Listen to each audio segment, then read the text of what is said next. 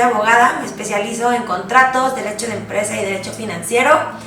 Y estoy aquí con ustedes para ayudarlas a entender un poquito cuáles son los plazos legales o los temas legales que deben de considerar cuando decidan emprender un proyecto y cuando decidan dedicarle no solamente dinero, sino tiempo y esfuerzo a algo que va a ser su patrimonio, para que ayudemos a mitigar los riesgos que pueda haber en el futuro, prevenirlos y así ahorrarnos dinero o futuros inconvenientes por no haber hecho bien una planeación legal. El chiste de esto es que explicarles muy rápidamente y con palabras que todo el mundo entienda qué es lo que debemos de poner atención y que pueda ser de utilidad para ustedes para que empiecen con su empresa. Entonces voy a empezar con las preguntas que más normalmente me hacen o más comúnmente me hacen emprendedores, en este caso emprendedoras, cuando deciden dar el paso legal y por qué es importante dar el paso legal.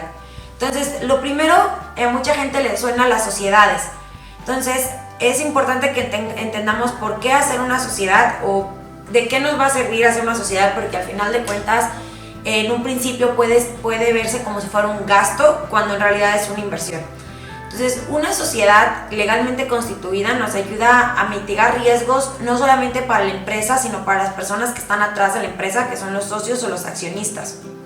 Cuando nosotros tenemos una sociedad, literalmente pues es otra persona. En el caso de las personas como nosotros, normales, somos personas físicas y las empresas son personas morales. Pero al ser una persona independiente a los socios o accionistas, digamos que los riesgos se quedan dentro de esa persona moral, dentro de la empresa. Hay algunos riesgos, cierto tipo de riesgos que sí pueden pasar a las personas físicas, a socios o accionistas, pero son mucho más limitados. En lo general, los riesgos se quedan con las personas morales, con las empresas. Entonces, desde ahí es importante. Otra cosa por la que es importante es porque si es un proyecto de dos o más personas, pues queda muy bien establecido cuáles son las responsabilidades, cuáles son los derechos, en qué porcentajes están en la empresa, y nos puede evitar desde riesgos patrimoniales, es decir, pérdida de dinero, hasta también perder una relación con alguien que ahorita es nuestro amigo o nuestro familiar y por temas de negocios podamos salir peleados. Entonces, para evitar todo eso es que estoy yo aquí. Les voy a hablar muy rápidamente de cuáles son los tipos de sociedades, cuáles son los requisitos, cuáles son los pasos y cuándo deberían de buscar un abogado. De entrada les puedo decir que para constituir una sociedad básicamente no necesitarían un abogado, pero sí es muy recomendable tener un abogado, un asesor jurídico y también tener un contador. Entre un abogado y un contador les van a poder ayudar para poner todo en regla. No significa que le van a tener ya que pagar un abogado el resto de la vida. Pueden pagar un abogado que les ayude solamente en el proceso de constitución y también un contador que les ayude con esto. Hay abogados y hay contadores que se especializan en ayudar a emprendedores o startups a salir adelante o a dar los primeros pasos formales. Primero, hablar de los tipos de sociedades. En México, la Ley General de Sociedades Mercantiles, que es la ley que nos regula en esta materia, establece que hay 7 tipos de sociedades. Muchas de estas ya no son sociedades que se utilicen, son sociedades que ya cayeron en desuso, pero que siguen contempladas en la ley porque siguieron siendo de utilidad para ciertas personas, aunque ya no son tan comunes. Entonces, no nos vamos a enfocar en todas, nos vamos a enfocar en las 3 que son más importantes, que es la sociedad anónima, la sociedad de responsabilidad limitada y la sociedad de acciones simplificadas. Yo les voy a tratar de dar un mapa visual de cuáles son las principales diferencias entre las 3 para que puedan tomar la mejor decisión. Es muy importante que antes de constituir una sociedad sí tengamos muy claro qué es lo que necesitamos, para qué lo necesitamos, quiénes van a integrar, para así poder tomar la mejor decisión desde el principio y luego evitarnos gastos notariales que impliquen el cambio de algún tipo de sociedad. Entonces, como les decía, hay 3 principales: la SA, que es la sociedad anónima, la SDRL, que es la sociedad de responsabilidad limitada, y la SAS. Con estos, SA, SDRL y SAS, es como vamos a ir distinguiéndolas en el video, para no ir como back and forward. La sociedad anónima es una sociedad de dinero, es una sociedad en donde lo que importa son las acciones. Las acciones son unos títulos, puede haber tantas acciones como la sociedad decida tener y pueden tener el valor que los accionistas indiquen. De entrada, salvo que los accionistas indiquen otra cosa, cada acción es derecho a un voto y las personas que están detrás de la sociedad, como ya les dije, se llaman accionistas. La sociedad de responsabilidad limitada es una sociedades donde lo que importa es la calidad del socio, no tanto el dinero. Entonces importa mucho quiénes son los socios, por lo tanto la transmisión de las acciones, es decir, que pasa de ser un socio a otro, importa mucho que los demás socios estén de acuerdo, porque lo que importa es la calidad del accionista. Y por último, la sociedad por acciones simplificadas es una sociedad recientemente regulada en nuestra legislación, es una sociedad que nació de la necesidad justo para los emprendedores de evitarse burocracias. Fue algo que se hizo en México para nivelarnos con otros países que a nivel mundial que ya tenían una figura mucho más amigable para emprender. Y es una sociedad en la que no necesitas la ayuda de un notario, se puede constituir a través de internet en el portal de la Secretaría de Economía, y a diferencia de las otras, esta es una sociedad unipersonal. Una sociedad unipersonal quiere decir que puede ser solo un accionista quien esté detrás de todo, y no necesitas, como si lo necesitas en la SADRL y en la SA, necesitas mínimo 2 accionistas. Entonces, en la SAS puede ser un único accionista. Eso es una diferencia fundamental para los emprendedores. Muchas veces cuando viene un emprendedor que quiere constituir una empresa o que quiere algún tipo de ayuda legal, hay 2 cosas que le preocupan. Uno, el costo de constituirla, que es un costo alto. Si lo comparamos con otros países del mundo, México sí es un país en donde ser emprendedor es complicado. Entonces, constituir una empresa con un notario, una SA o una SDRL, depende del estado en donde estén viendo este video, pero podría ir de entre los 10 y los 25 mil pesos. Hay veces que este costo también puede ser diferenciado por la variable del capital social. Si el capital social es alto o es bajo, ahí también los notarios pueden determinar ese precio. Depende, como les digo, de cada entidad o estado donde nos estén viendo. Una sociedad por acciones simplificadas, al contrario, nada más se pagan los derechos del gobierno. Una SAS es una buena opción para un emprendedor, con algunas limitantes que les voy a explicar más adelante. Y otra cosa que les preocupa mucho son los emprendedores, y que sí es un tema, sobre todo a largo plazo, es cuando no teníamos la figura de la SAS y que solamente era una SA o una SDRL, muchas veces los emprendedores, la idea era suya y ellos lo habían creado y ellos crearon el concepto y ellos hicieron todo, pero en el acta constitutiva tenía que figurar aparte otra persona porque necesitábamos por lo menos 2 accionistas o socios. Entonces, pues cuando va empezando una empresa, la verdad es que no tiene mucho valor monetario, obviamente tiene un valor sentimental, pero no un valor monetario, y ellos metían a alguien más, pues su amigo de la universidad, o su novia, o su papá, o su mamá, o su tío, o su primo.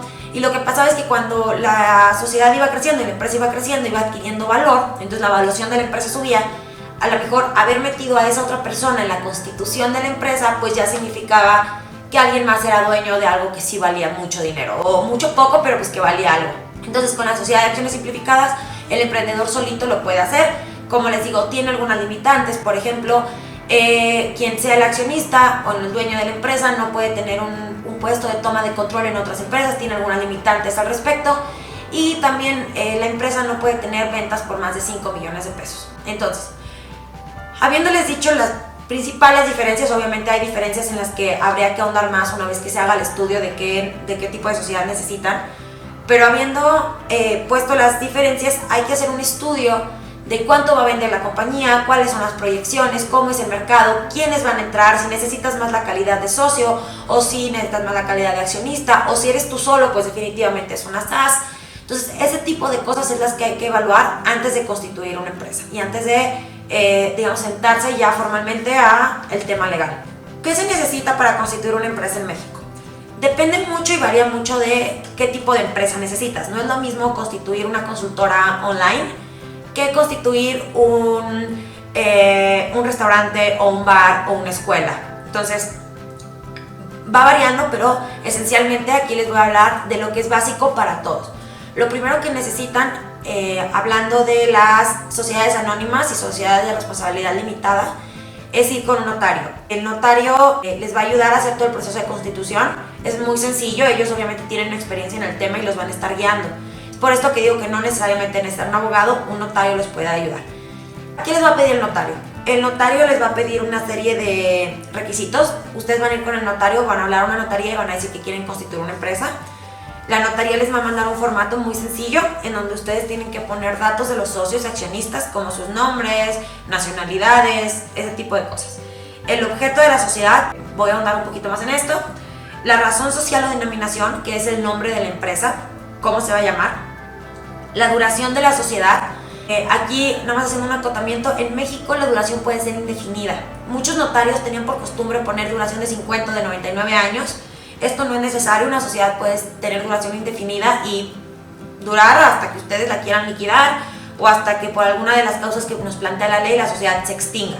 Pero por vigencia puede ser indefinida. Domicilio, que no significa que sea un domicilio físico, o sea, no es de que calle tal, colonia tal, no, domicilio nos referimos a una ciudad. Domicilio en la Ciudad de México, domicilio en la Ciudad de Saltillo, domicilio en la Ciudad de Guadalajara, lo que sea, pero una ciudad.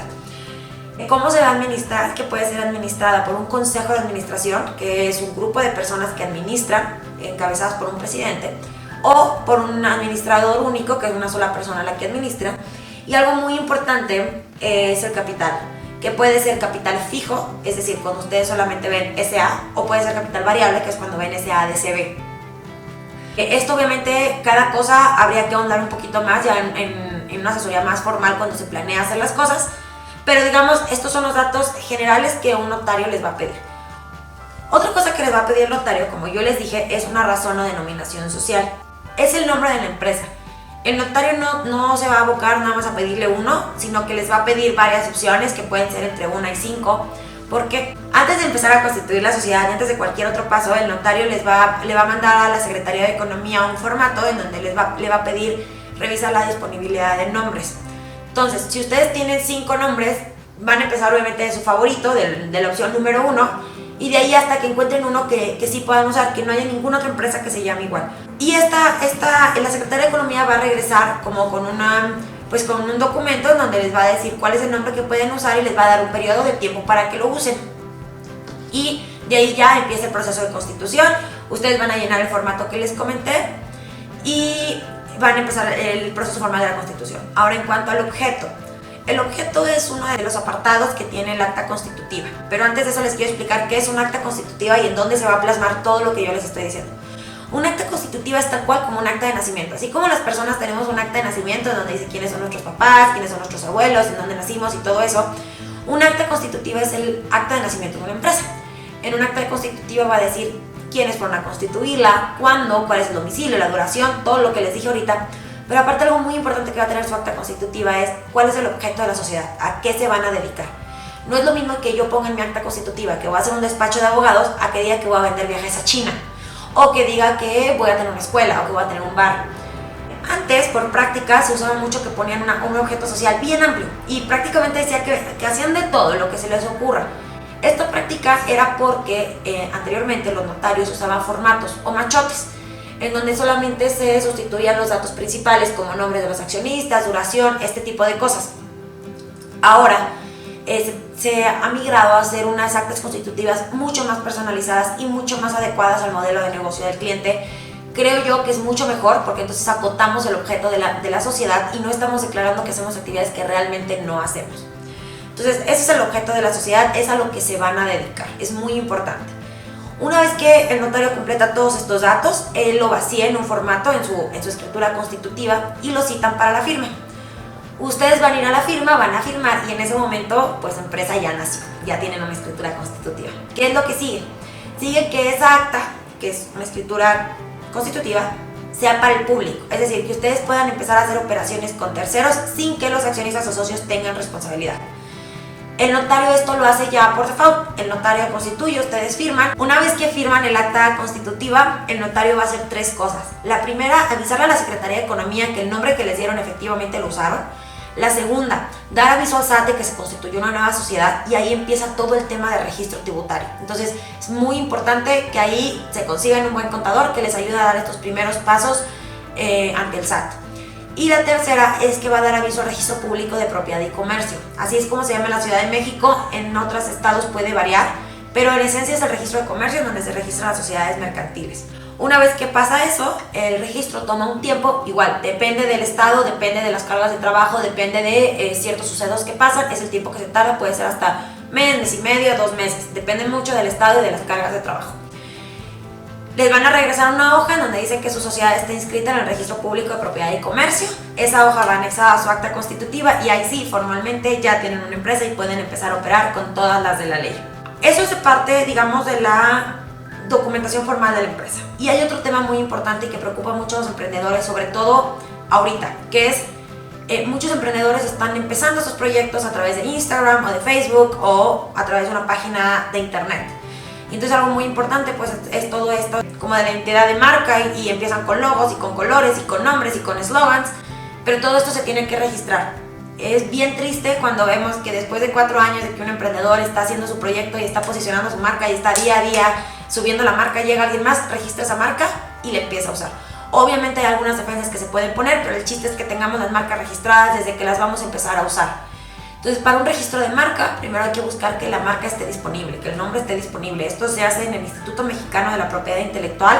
Ellos tienen bien avanzados sus sistemas digitales, entonces prácticamente ustedes pueden buscar si la marca está disponible en internet y de ahí empezar a llenar la solicitud, presentar la solicitud, esperarse a que se hagan los exámenes de forma y de fondo que hace el INPI y después obtener un título marcario. El título marcario es lo que los acredita a ustedes de que la marca es suya. Es importante que esto se haga porque al final la marca es un activo de la empresa. Hay marcas que valen millones y millones de dólares y es un activo, al final se evalúa. O sea, si un día quieren vender la empresa o si algún día pasa algo con la empresa, la marca tiene un valor en sí. Es un activo de la empresa y ahí se va a quedar para siempre.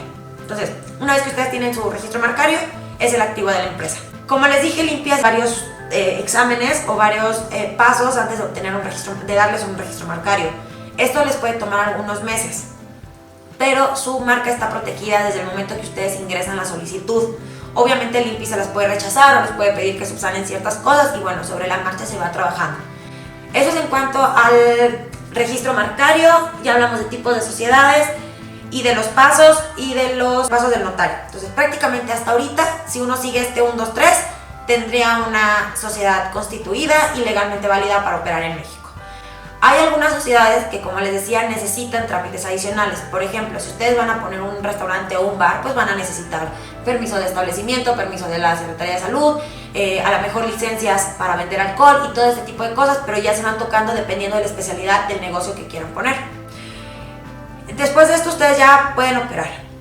Si van a tener empleados, hay que sumarle un paso más, que es darse de alta como patronos ante el IMSS, que es el Instituto Mexicano de la Seguridad Social, para que todo esté bien con sus empleados y evitemos riesgos. Y darse de alta en Infonavit, que es para viviendas de los trabajadores. Ustedes van a pagar una cuota patronal por cada empleado que tengan, pero eso ya es una vez que tengan empleados. Digamos que si al principio no tienen empleados, pues este paso no es necesario de entrada. Ustedes luego ya van a empezar a tener clientes y proveedores con los cuales van a tener que firmar contratos o convenios para el normal desarrollo de las operaciones. Para la firma de los contratos o convenios ¿quiénes van a firmar por ustedes, por su empresa? Va a firmar quienes estén registrados como representantes de la empresa en el acta constitutiva o a quienes se les hayan dado poderes en actos posteriores, que eso también es válido, pero digamos, estos son pasos ya después que tienen el acta constitutiva y ya después que están autorizados para operar en México como empresa. Hasta ahorita hemos revisado como todos los pasos para que legalmente estén constituidos. Y lo que seguiría pues es que ya empiecen con operaciones. Es muy importante que se asesoren de abogados que sepan de su industria, que sepan de su negocio, que no solamente sean abogados que sepan la ley. Es muy importante que un abogado entienda el negocio y les pueda recomendar no solamente desde un punto de vista legal. Es muy importante que su abogado sea un aliado del negocio. Muchas veces los abogados ven como alguien aparte del negocio, pero no, el abogado es parte del negocio y es parte del éxito o del fracaso que el negocio pueda tener. Entonces es bien importante que si se asesoren de un abogado desde el principio, que expliquen el modelo de negocios, que el abogado le quede bien claro. A veces a los abogados se nos dificulta un poquito entender ciertas cosas tecnológicas o digitales, pero justo hay abogados que nos estamos especializando en eso para poder entender todos los modelos de negocio. Entonces busquen un abogado. Hay abogados que donamos horas tipo pro bono, horas gratuitas de asesoría legal para emprendedores. Yo les voy a dejar mis datos de contacto aquí en la descripción del video, aquí abajo, para que puedan contactarme. Hay ciertas cosas que hacemos de manera voluntaria y hay ciertas cosas que no, pero todo se diseña un paquete. El chiste es que ninguna de ustedes deje de emprender por la burocracia del gobierno. O sea, la burocracia a veces frena ideas que son padrísimas y a veces porque nos da miedo legal o porque pensamos que un abogado se habla cuando ya pasó un problema y ya es gravísimo y alguien va a ir a la cárcel o algo malo va a pasar. Y al contrario, los abogados somos un aliado para ustedes siempre y cuando entremos en la etapa de prevención y y en la etapa de planificación, más que en una etapa de estar reaccionando ante los problemas que ya ocurrieron y que nos va a salir muy caro estar remediando cosas que a lo mejor pasaron hace 5 o hace 10 años y que es algo muy común que nos pase en las pequeñas y medianas empresas. Entonces, pues por mi parte será todo, espero que les haya gustado y que les hayan servido mucho los pasos y los tips.